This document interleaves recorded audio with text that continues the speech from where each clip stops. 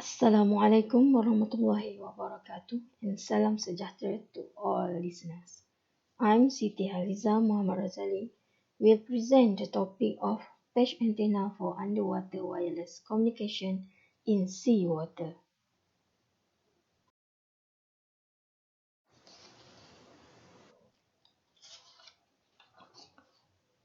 I will go through this outline in this presentation, which is we'll start with the introduction about underwater wireless communication system and seawater antenna, and then the objective of the study, as long as the fundamental knowledge, FEKO simulation, and analysis of performances between free space antenna and seawater antenna, and finally we'll go through the conclusion and differences.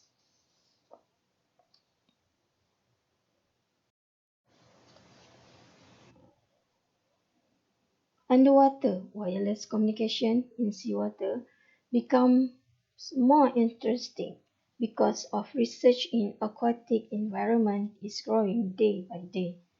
There are acoustic, free space optical, and electromagnetic radio frequency applications that are involved in aquatic environment. This paper will concentrate on the use of electromagnetic radio frequency in designing a patch antenna. The proposed antenna is designed at 900 MHz license band for device-to-device underwater in seawater application as shown in Figure 1.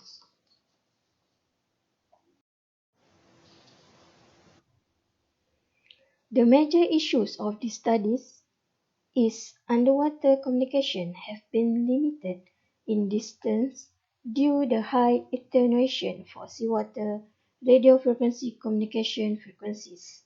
This study important because the ocean technology is growing in underwater communication because of its applications in marine research, oceanography, marine commercial operations, the offshore oil industry and defense. Compared to the initial communication system, sustained research over the years has resulted in better performance and steadiness. There are several previous works that involve in communication in seawater, but the works did not provide complete antenna performances and just discuss several performances.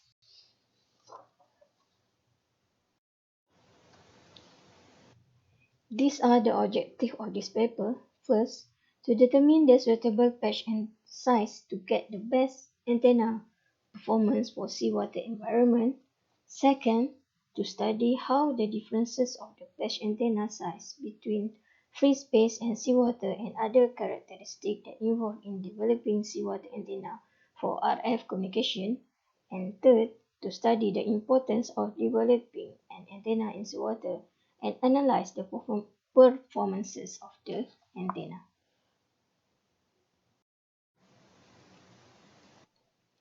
The patch antenna was fitted to the class of resonant antennas.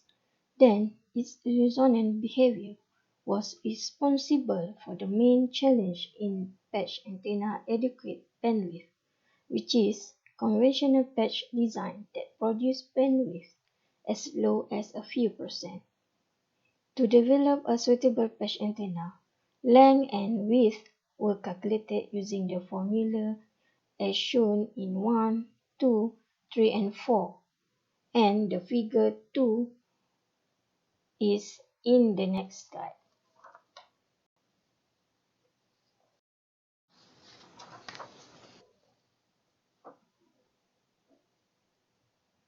In this slide, the two ends of the patch that were connected to and opposite from the feed connection provided the radiation, acting as slots antenna, where each slot is the gap between the ends of the patch and the ground plane beneath the dominant dielectric layer. The arrows on the left and right ends of the patch represent the currents between the patch conductor and ground planes, as shown in figure 2b1 and 2B2. At the ends, where they were not contained, these currents resulted in the desired radiation of electromagnetic wave from the two end slots. The microstrip feed line excited the center of the slot formed by the end of patch that to which it was connected. Between the underside of the patch and the substrate ground plane, a low impedance transmission line was formed that subsequently fed the slot on the opposite side. This slide shows the process to measure seawater permittivity. First, calibrate with distilled water, then measure with the seawater. The result will show at the display on the analyzer. A challenge in this paper was to find the suitable patch size when placed in seawater because the size of seawater patch antenna cannot be calculated using Formula 1 to 4. So in order to find a solution, a process of trial and error was implemented to get the S11 needed. Firstly, the free patch size was referred to as the starting patch, then the size was changed little by little by its L size and W size to get the actual size of S11900 MHz. This frequency was selected because it is within the UHF band class that is suitable to extend the distance between antennas when it in seawater. In 13, the advantages of electromagnetic radio frequency were many times compared to acoustic and free space optical, but the disadvantage is that it has severely limited range in water.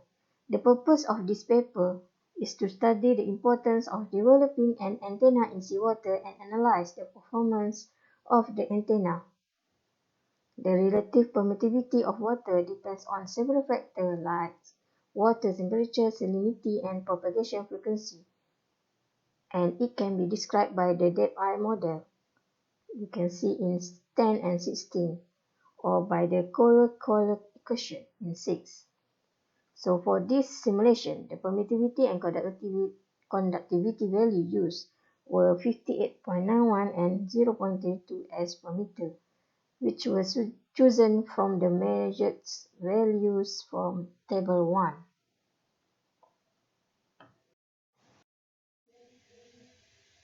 In this slide show the parameters used in simulation were as in table 2 and the design of the antenna is as the following figure 3.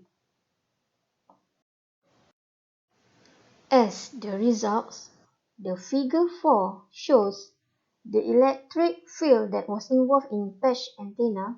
It shows the balanced amplitude of L side and the antenna can be considered as a lambda/2 transmission line resonant cavity with two open ends where the fringing fields from the patch to the ground are exposed to the upper half space, which is Z bigger than 0 and are responsible for the radiation. Figure 4b shows the value of frequency when the input impedance is 50 ohm, which is 901 MHz. And in this slide, the figure 5 shows the gain is 5.76 dBi, where the 5A for 2D view and 5B for 3D view.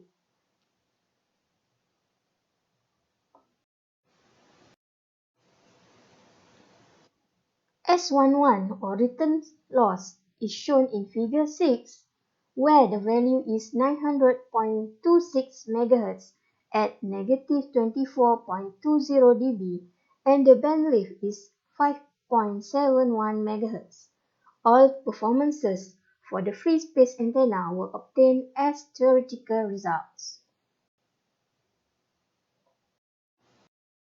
For simulation in seawater, The patch antenna in seawater was designed by changing its L size bit by bit to obtain the suitable size that can have a resonance at 900 MHz. The parameters used in simulation were as in Table 3, and the design of the antenna is as the following Figure 7.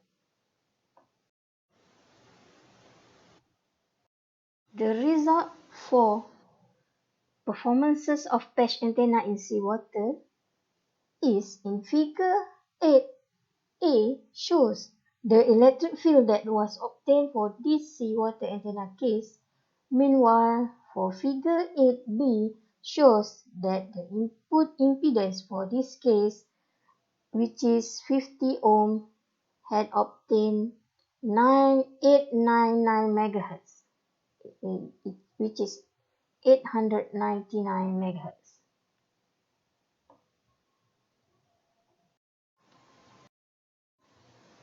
For Figure 9 shows the radiation pattern for this case, where the main loop is negative 2.51 dBi, which is 9A for 2 dBu and 9B for 3 dBu. And then for this slide, S11 is shown in Figure 10 with 900.57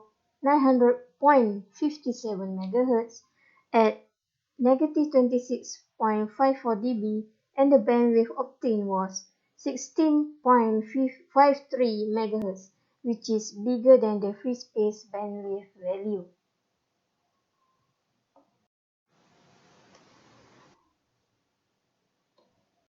Slide. As you can see, Table 4, the performance of patch antenna in seawater shows that its size was slightly larger than the one in free space. The position of the pin depended on the size of L and its proximity to the edge of L. Besides that, the bandwidth was larger than the bandwidth in free space. The gain value in seawater was also found to have attenuated from the gain value in free space. Furthermore, the depth of seawater affected the resonance to get the operational frequency.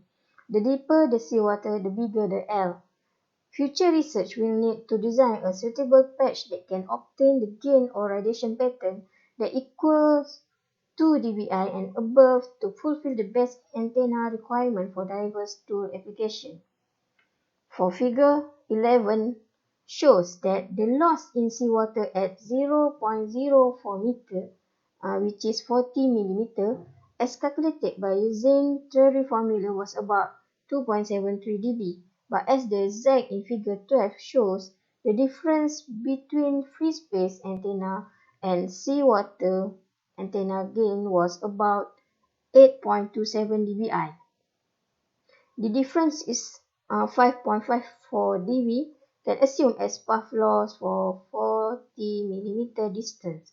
So the gain from the Limbacher equation, which is received power equal to transmitted power plus gain minus losses, must be considered to develop the new antenna design that will obtain a high gain. As conclusion, in Figure 12 show the performance of patch antenna in seawater was obtained as expected, which is the antenna in seawater can give more bandwidth than the free space one. Also, the size of the patch antenna in seawater was successfully obtained, which in theory achieves similar radiation pattern as of in free space with a slight attenuation. In future research, a new antenna design needs to be built to increase the gain in seawater. These are several references that I referred to complete my paper. Thank you for your listening and attention. Any query, you can email me at this email. Assalamualaikum warahmatullahi wabarakatuh.